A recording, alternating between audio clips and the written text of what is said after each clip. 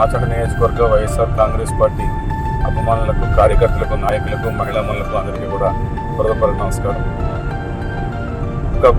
ఒక్క పిలుపుతో ఇంత భారీ ప్రపంచనాన్ని సృష్టించినటువంటి ఆచంట నియోజకవర్గ వైఎస్ఆర్ కాంగ్రెస్ పార్టీ అభిమానులందరికీ కూడా హృదయపూర్వక కృతజ్ఞతలు, హ్యాట్స్ ఆఫ్ చెప్తా ఉన్నాం.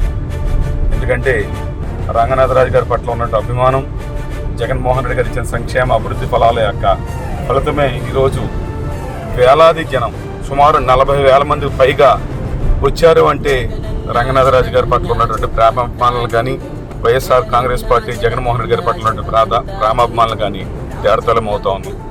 ఈ యొక్క రోజుతో మన విజయం తథ్యమైపోయింది. విజయం మనం పక్కా చేసుకున్నాం.